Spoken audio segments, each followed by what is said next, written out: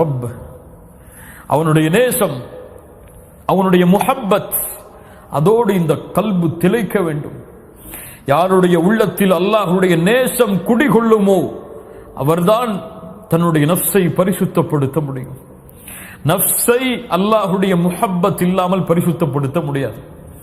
என் ரப்பு என்னை நேசிக்கிறான், யாருக்காவது தெரியுமா? நான் அல்லாஹ்வை நேசிக்கிறேன் எல்லோரும் சொல்லுவோம், நம்ம எல்லாருமே சொல்லுவோமா இல்லையா?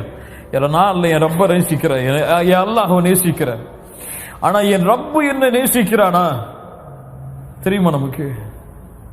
என் ரப்பு என் மேல இந்த நிலையில் நான் பொருந்தி கொண்டுதான் இருக்கானா? என் மனைவிக்கு தெரியும் நான் யாருன்னு சொல்லி, என் பிள்ளைகளுக்கு தெரியும் நான் யாருன்னு சொல்லி, அல்லது என் மனைவிக்கு நான் மிக முஹப்பத்துள்ள ஒரு மனிதன், என்னுடைய பிள்ளைகளுக்கு ஒரு முஹப்பத்துள்ள ஒரு மனிதன், என் நண்பர்களுக்கு முஹப்பத்துள்ள ஒரு மனிதன், என் ரப்புக்கு நான் யாரு?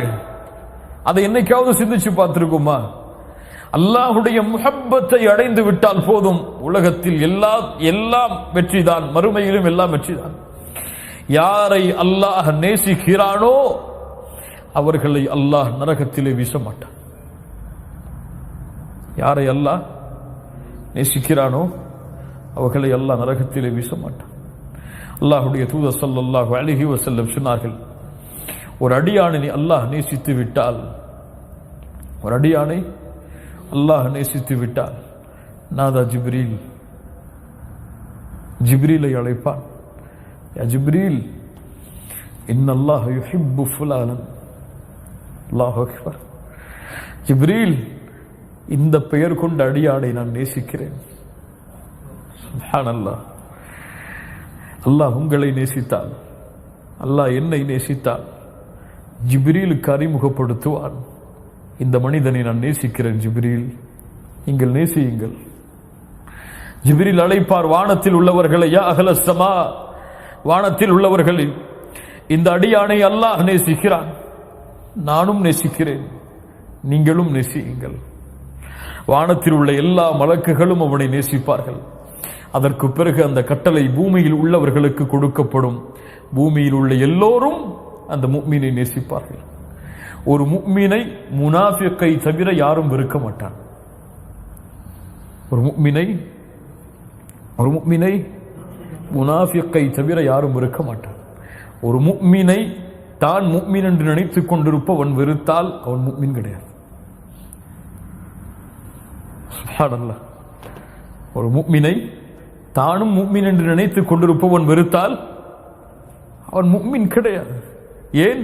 முஃமின்களை உலகமெல்லாம் நேசிக்கும், அந்த நஃப்ஸை சுமப்பவர்களை உலகமெல்லாம் நேசிக்கும். அந்த நேசத்திற்கு மாறு செய்பவன் முனாஃபிக். அல்லாஹ் நல்ல எண்ணங்களை நமக்கு தருவானாக. கண்ணியத்துக்குரியவர்களே, அல்லாஹ் ரப்புல் ஆலமீன் அவனுடைய நேசம், அவன் என் மீது வைத்திருக்கக்கூடிய நேசம், அவன் என் மீது வைத்திருக்கக்கூடிய பாசம், அதை அளக்க முடியுமா? அதை வார்த்தைகளால் சொல்ல முடியுமா? அல்லாஹ் குர்ஆனிலே யா இபாதி என்று அழைக்கிறான். முஃமின்களை என்ன அழைக்கிறான்? யா இபாதி. யாரை மட்டும் அழைக்கவில்லை, யாரை மட்டும் அழைக்கவில்லை, நஃப்ஸுல் முத்மஇன்னாவை அடைந்தவர்களை மட்டும் அல்லாஹ் அழைக்கவில்லை, நஃப்ஸுல் லவ்வாமாவை அடைந்தவர்களை மட்டும் அழைக்கவில்லை. அந்த ரப்புடைய நேசம் பரவியது நஃப்ஸுல் அம்மாராவையும் கொண்டவர்களையும் அல்லாஹ் அழைக்கிறான். யா இபாதி. சுப்ஹானல்லாஹ். قل يا عبادي الذين أسرفوا على أنفسهم. தங்கள் நஃப்ஸுக்கு அநீதம் இழைத்த என் அடியார்களே. சுப்ஹானல்லாஹ். வரம்பு மீறி பாவம் செய்து நஃப்ஸுக்கு அநீதம் இழைத்த என் அடியார்களே. யா இபாதி, யா இபாதி. என்ன செய்ய வருகிறீர்கள், என்ன சொல்ல வருகிறான் அல்லாஹ்? அநீதம் இழைத்து விட்டீர்கள், தண்டனையை கொடுப்பேன் என்று சொன்னானா? அநீதம் இழைத்து விட்டீர்கள், நரகத்தை அஞ்சிக் கொள்ளுங்கள் என்று சொன்னானா? என்ன சொன்னான்? லா தகுனது மிர் ரஹ்மத்தில்லாஹ். அந்த ரஹ்மானுடைய ரஹ்மத்தில் நம்பிக்கை இழந்து விடாதே. சுப்ஹானல்லாஹ். யா இபாதி லா தகுனது மிர் ரஹ்மத்தில்லாஹ். நீ எவ்வளவு பாவம் செய்தாலும் சரி, எவ்வளவு குற்றம் செய்தாலும் சரி, ஜினா செய்தாயா பரவாயில்லை, கொலை செய்தாயா பரவாயில்லை, லா தக்குனது மிர் ரஹ்மத்தில்லாஹ். உனக்கு தொண்டை குழியை அடைக்கும் வரை தவணை இருக்கிறது. ஏன்? அல்லாஹ்வுக்கு இணை வைத்து விட்டாயா? அல்லாஹ்வையே மறுத்து விட்டாயா, அல்லாஹ்வை எதிர்த்து விட்டாயா, பரவாயில்லை, மரணத்திற்கு முன்னால் திரும்ப வேண்டுமா? லா தக்னது மின் ரஹ்மத்தில்லாஹ், அல்லாஹ்வுடைய அருளில் நம்பிக்கை இழக்காதே. ஏன்? இன்னல்லாஹ யக்ஃபிரு ذுனூப ஜமீஆ, இன்னல்லாஹ யக்ஃபிரு ذுனூப ஜமீஆ, எல்லா பாவங்களையும் அல்லாஹ் மன்னிக்க காத்துக் கொண்டிருக்கிறான். அல்லாஹ்வுடைய தூதர் ஸல்லல்லாஹு அலைஹி வஸல்லம் சொன்னார்கள், அல்லாஹ் பகலிலே கரத்தை விரித்து வைத்திருக்கிறான் இரவிலே பாவம் செய்தவர்களை மன்னிப்பதற்காக. அல்லாஹ் இரவிலே கரத்தை விரித்து வைத்திருக்கிறான் பகலிலே பாவம் செய்பவர்களை மன்னிப்பதற்காக. அல்லாஹ்விடத்திலே மலக்கு கேட்பார், யா அல்லாஹ், இந்த அடியான் இந்த பாவத்தை செய்கிறான், எழுதவா? இல்லை, அவகாசம் கொடு, அவன் தௌபா செய்யும் வரை. அவன் அந்த பாவம் எழுதப்படுவதற்கு முன்னால் தௌபா செய்து விட்டால் அந்த பாவம் எழுதப்படாது அல்லாஹ்விடத்திலே. அல்லாஹ்வுடைய கருணையை உணர்ந்துங்கள், உள்ளத்திற்கு உணர வையுங்கள் முஃமின்களே. அல்லாஹ் அவ்வளவு கருணை உடையவன், எதையும் அல்லாஹ் மன்னித்து விடுவான் அவன் நாடினான். அவன் விரும்பினால் எதையும் மன்னிப்பான். உங்களுக்கெல்லாம் தெரியும், ஒரு மனிதர் தான் மரணிக்கும் பொழுது தன் பிள்ளைகளை அழைத்து சொன்னார். என்ன சொன்னார்? என்னை எரித்து விடுங்கள், எரித்து பாதையை கடலிலே கரையுங்கள், பாதையை நிலத்திலே கரையுங்கள். அல்லாஹ் என்னை உயிர் கொடுத்து எழுப்பி விட்டால் என்னை அதிகமாக தண்டித்து விடுவான். இந்த ஹதீஸை பலர் சரியான முறையில் புரிந்தால் ஒரு உண்மையை புரிந்து கொள்ளலாம். எம்முடைய முன்னாள் அறிஞர்கள் அதை விளக்கி சொல்லுகிறார்கள். இவர் செய்தது என்ன தெரியுமா? அல் குஃபுர். என்ன குஃபுர்? அல்லாஹ் என்னை உயிர் கொடுத்து எழுப்புவான், எழுப்ப மாட்டான் என்று நினைப்பவன் யார்? யாரோ காஃபிர். அல்லாஹ் எழுப்புவான் என்ற தன்மையில் இவன் ஜாஹிலாக இருந்தால், அறியாதவனாக இருந்தான், அல்லது அறிந்தும் அந்த நேரத்தில் அதை அவன் மறந்து விடுகிறான். அல் குஃப்ரு பில் ஜஹல். இவனை அல்லாஹ் உயிர் கொடுத்து எழுப்பினான்.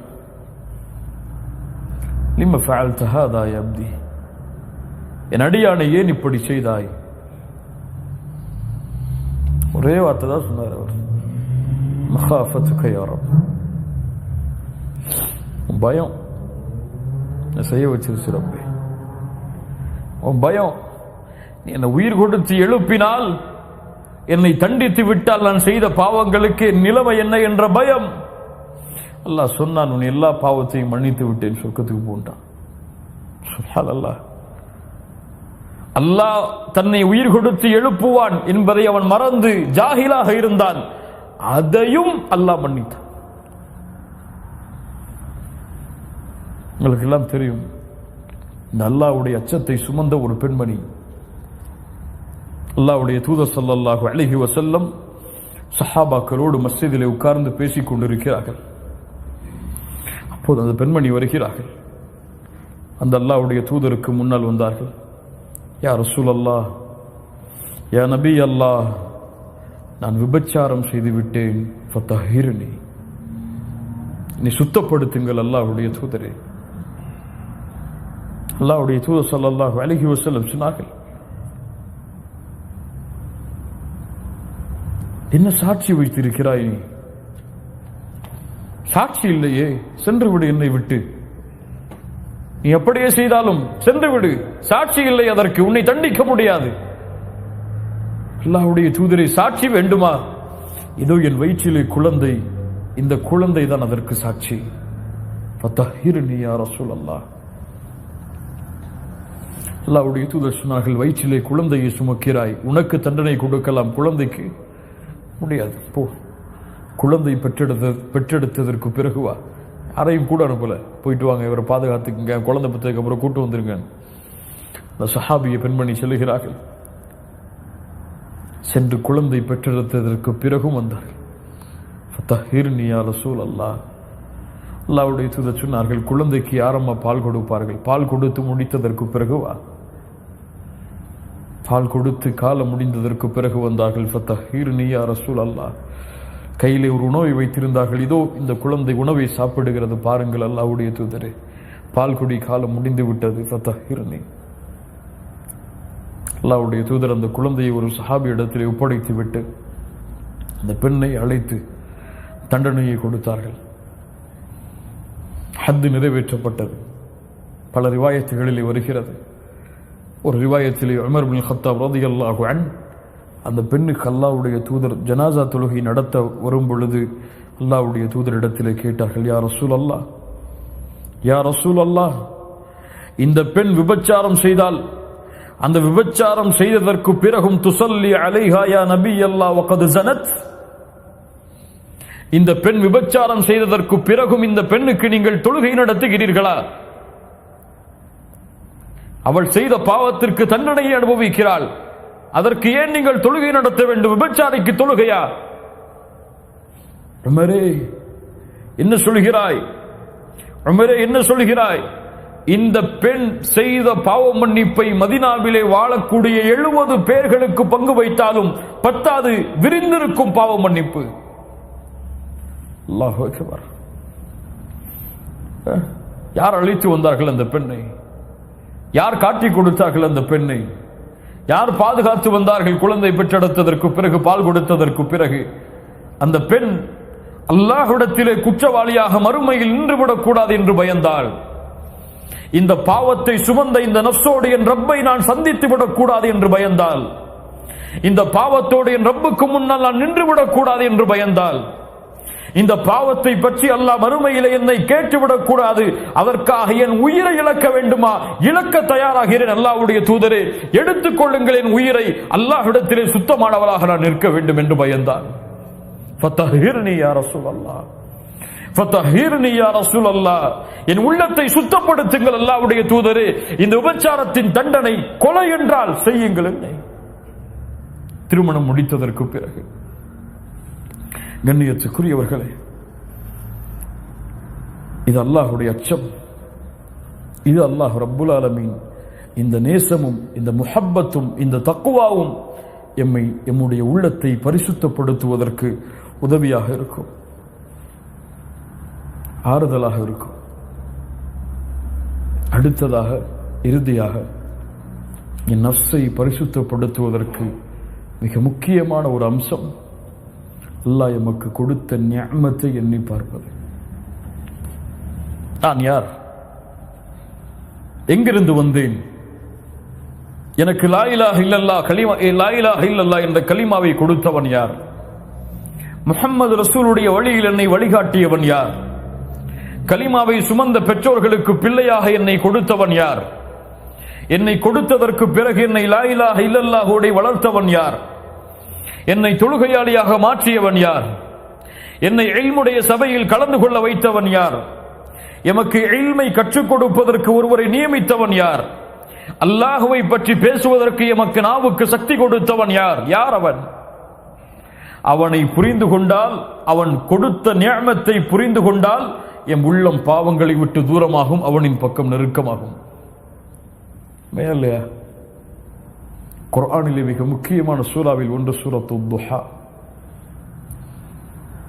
சூரத்துத் துஹா,